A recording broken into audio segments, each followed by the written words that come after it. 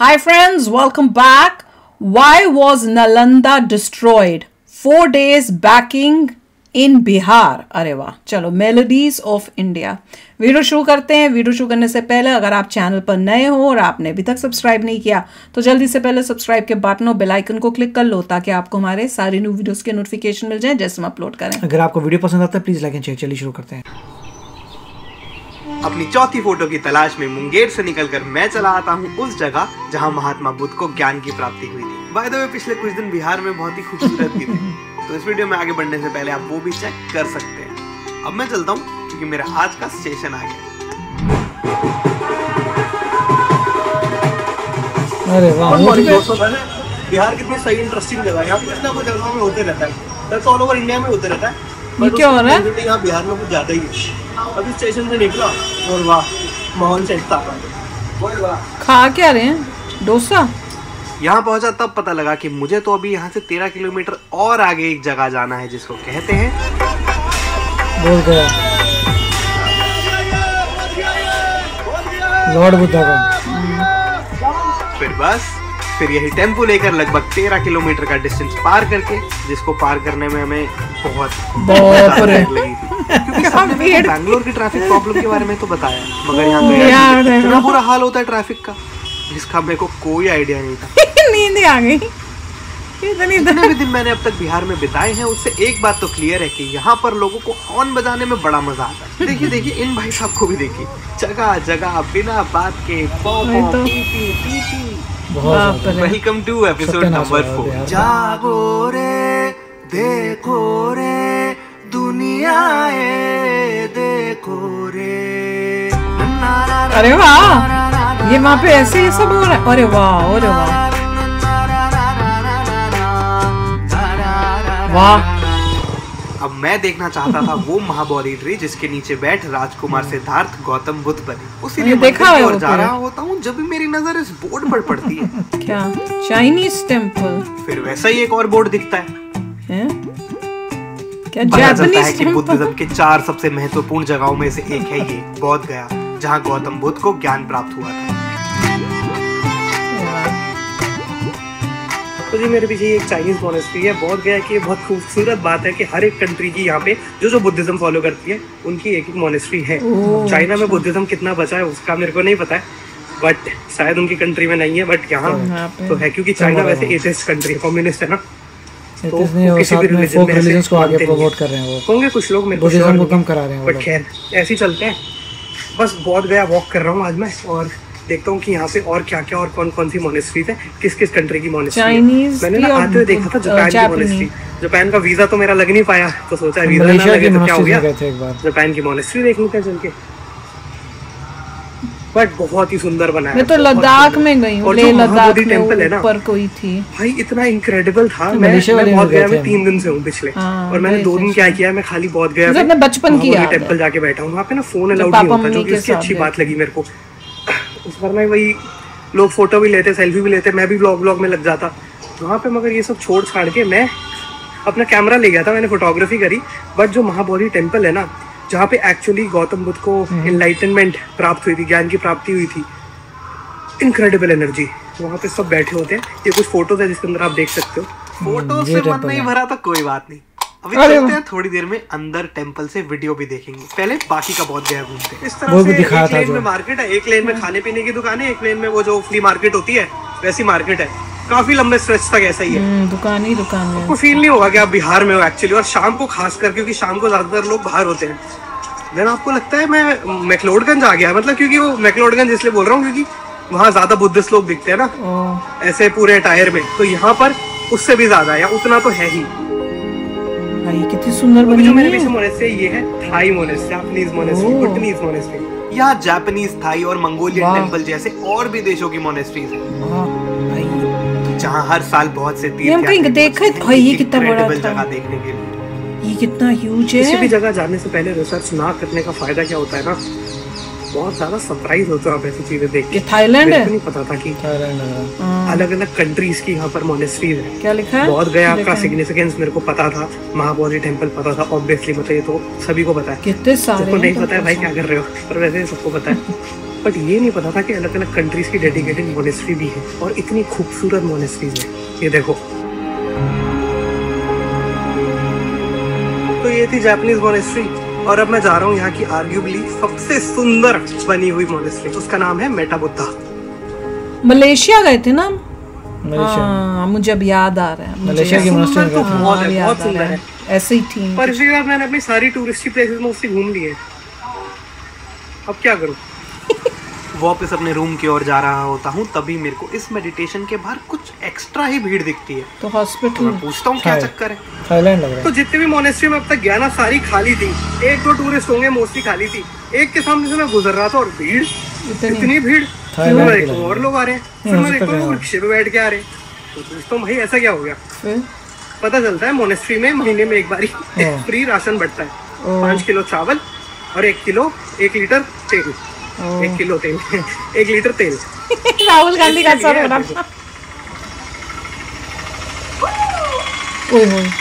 क्या हुआ एकदम से? इसके लिए लगी हुई है वहाँ बहुत ज्यादा भीड़। बस इतने इसके 5 किलो चावल। क्योंकि एक बात थोड़ी सोचने वाली है कि बिहार एक टाइम पे मतलब क्या वन ऑफ द ग्रेटेस्ट, मतलब नॉर्थ इंडिया का और पूरे भारत का ग्रेटेस्ट लैंड था। अभी देखो क्या हो गया है, बुरा हाल हो, ऑपोजिट। आई एम श्योर आपने नालंदा के बारे में तो सुना ही होगा। कल ही वहाँ पर गया था मैं। ओह, अब देखिएगा कैसे। आज जब दुनिया की बेहतरीन यूनिवर्सिटीज की बात होती है तो ऑक्सफोर्ड, स्टैनफोर्ड एंड कैम्ब्रिज जैसी जगहों का नाम आता है। पर आज से करीब 1500 साल पहले दुनिया का नॉलेज सेंटर यहीं बिहार की इस धरती पर था, जिसको नालंदा कहते हैं। अरे वाह, क्या अच्छा रिक्रिएट किया था। जली हुई दिख रही है, जो आज दिखता है, करीब 700 साल तक मुगल जो आए थे यूनिवर्सिटीज रहा। जो दोनों तरफ पत्थर देख रहे हैं, इसको माइका स्टोन। हमारे गाइड साहब ये भी बताते हैं कि ये दुनिया की पहली रेजिडेंशियल यूनिवर्सिटी थी। बच्चे यहीं हॉस्टल और पढ़ाई करते थे। इस तरह से यहाँ पे बहुत छोटे छोटे कमरे हैं और स्टूडेंट्स रहते होंगे। यहाँ पे गौतम बुद्ध की मूर्ति रखी जाती थी। इतनी इम्पोर्टेंस थी इस जगह की कि यहाँ दूर देश जैसे चाइना, कोरिया और तुर्की से भी स्टूडेंट्स पहुँचते थे। पर फिर साल 1193 में बख्तियार खिलजी और उसकी आर्मी ने नालंदा को नष्ट कर दिया। इसके पीछे की कहानी कुछ इस तरह की है। कहते हैं कि किसी कारणवश खिलजी बहुत बीमार हो गया और काफी इलाज का प्रयास करने के बाद भी जब उसके हकीम उसको ठीक ना कर पाए तो किसी ने सुझाव दिया कि उसको नालंदा के राहुल श्रीभद्रा जी से इलाज करवाना चाहिए, जो कि उस समय नालंदा के आयुर्वेदिक साइंस के हेड थे। खिलजी को ये बात रास न आई कि जो काम उसके हकीम ना कर सके वो एक हिंदुस्तानी कर पाएगा, इसलिए वो तब माना नहीं। मगर हालत और बिगड़ जाने के बाद कहता है कि मेरा इलाज करो पर बिना किसी भी दवा का इस्तेमाल किए। भद्रा जी फिर काफी विचार करने के बाद उसको कुरान पढ़ने के लिए दे देते हैं और फिर कुछ ही दिनों में खिलजी ठीक भी हो जाता है। अब ये बात किसी को समझ आई नहीं कि ठीक हुआ तो हुआ कैसे। पता चलता है कि भद्रा जी ने किताब के पन्नों पर दवाई का लेप लगाया, सिर्फ खुशबू भर से ही खिलजी ठीक हो गई। पर ये बात खिलजी को कहाँ रास आने वाली थी। आभार व्यक्त करने के बजाय उसके दिल को चोट लग गई कि तब हिंदुस्तान के पास इतना ज्ञान था जो उसके खुद के लोगों के पास ना था और फलस्वरूप उसने इस ज्ञान के केंद्र को जलाने का फरमान। क्या घटिया आदमी था। नालंदा में उस समय इतनी किताबें और स्क्रिप्ट्स थी कि फिर यहाँ की लाइब्रेरी अगले 3 महीने तक जलती रही। पर्शियन हिस्टोरियन जो खिलजी के समय में जिए अपनी किताब तबाकत ई नसारी में बताते हैं कि कैसे सारा आसमान फिर कई दिनों तक आग के काले धुएं से लिपटा रहा। क्या खासा दुख इस बात का होता है कि अब आजादी के इतने वर्षों बाद भी बिहार की हालत में कुछ खास सुधार नहीं आ पाया है। इसी भूमि को तो सोने की चिड़िया कहा गया था, मगर आज आजादी के 77 साल बाद भी देश की सबसे गरीब स्टेट यही है। इससे ना मेरे को एक और चीज याद आती है। अभी जब मैं मुंगेर के हिसाब से वोट कर रहे हैं तो मेरी राहुल से बात हो रही थी और वो बता रहा था कि वहाँ पर एक ब्रिज है मुंगेर में ना, और वो 2019 से 20 में कम्प्लीट हुआ है। गेस करो स्टार्ट कब हुआ था बनना? 50 साल पहले वो हुआ था स्टार्ट 2001 में। तो अगर आप 19 साल लेके एक ब्रिज बना रहे हो और तो गंगा करीब 405 किलोमीटर गंगा बहती है बिहार से, खाली 7 ब्रिज हैं कवर करने के लिए, मतलब गंगा के क्रॉस जाते हैं। तो अगर आप इस साइड रहते हो और आपको गंगा पार करनी है, आपके लिए ब्रिज नहीं है, अगर कचरा ब्रिज बना होगा, 60 किलोमीटर गलत मिनिस्टर्स को चूज करते हैं ना, फिर भी कर रहे हैं क्रॉस करने के लिए अपने गलत मिनिस्टर्स को मत चूज करो। तो ये तो हाल है यहाँ के। क्या ये गन मुंगेर का निशानी लीजिए। गन छोटा निशानी एकदम रियलिस्टिक बनाया यार, एकदम पूरा ट्रिगर सब है। वही है भाई, इसमें भी बोलो तो डाल दे गोली। आगे छेद नहीं बनाया। हाँ बस उसी का छोड़ दिया उन्होंने, बाकी सब है। डिटेलिंग पूरा चाबी किया है। की लगाने वाली है क्या? की रिंग है। छोटा इसका ट्रिगर भी किक वो होता दब भी रहा है क्या खराब हो ट्रिगर? गया लगता है। ओए होए हाँ वाह।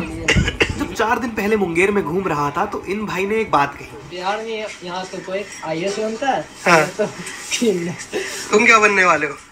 IAS पक्का? चलो अच्छा। अब तो अंगूठा भी परमानेंट होने वाला है ना, तो बनना पड़ेगा। तुम क्या बोलोगे? हम इंडियन आर्मी वाह इंडियन आर्मी बनने वाले हो? अरे। शक्ल शर्मा क्यों गए? बोल के भाग गया पीछे। बड़े तेजस्वी लोग हैं, एक IAS बनने वाले हैं, एक इंडियन आर्मी ज्वाइन करने वाले हैं। ये IAS बनने वाले हैं, पर स्कूल कितना टाइम जाते हैं? साल में बस 5-6 बार ही जाना हो पाता है, क्यों? पर बन जाएंगे IAS।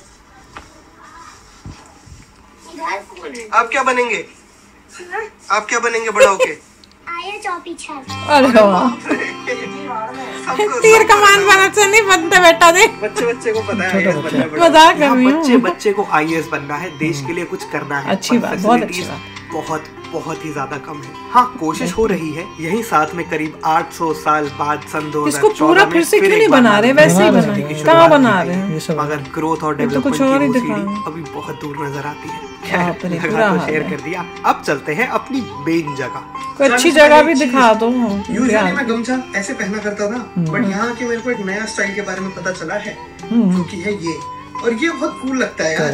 तो प्रैक्टिकलिटी गमछे की मेरे को चाहिए, मेरे को स्वेटिंग बहुत ही ज्यादा होती है, तो इसलिए गमछा वर्क। इससे ज्यादा गर्मी लगेगी जैसे ये पहना हुआ है गले में। गर्मी में नहीं हो यार कर सकते।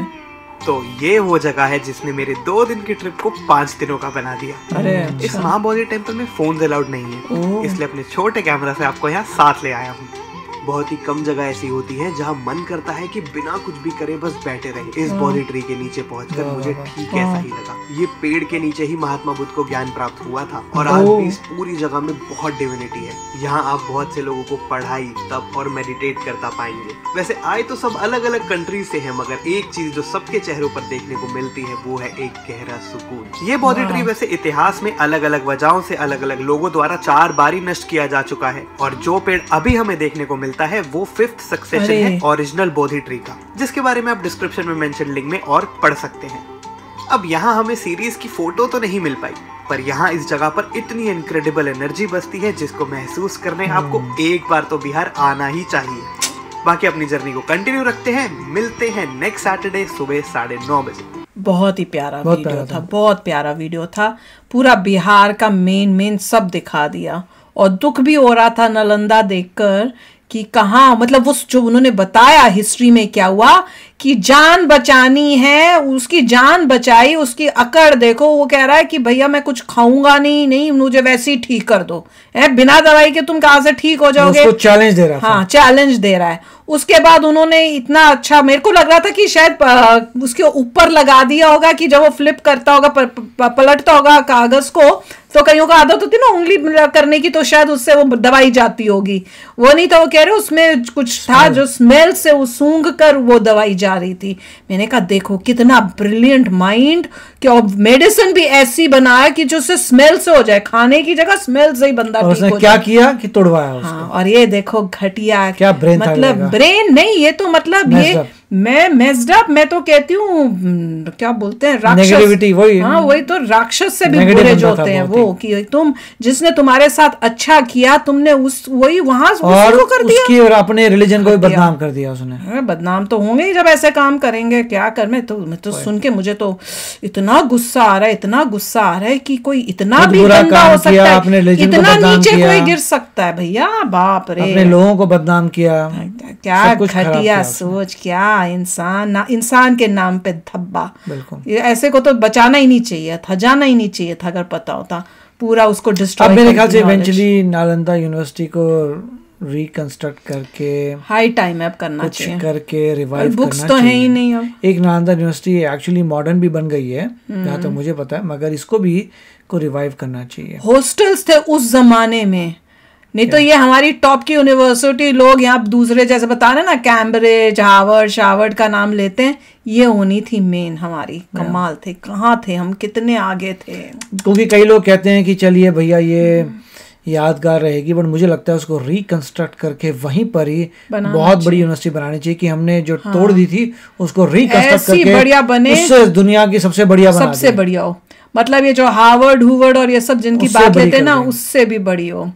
तो वो सब उसको बोलें कि भैया ऐसी यूनिवर्सिटी, इससे नहीं वो मतलब एक करेक्ट बोलते हैं ना, जैसे ट्रिब्यूट होगा हमारी उस जिसको इन्होंने डिस्ट्रॉय किया है। पर बहुत ही प्यारा वीडियो था यार, कमाल का था, मज़ा आ गया।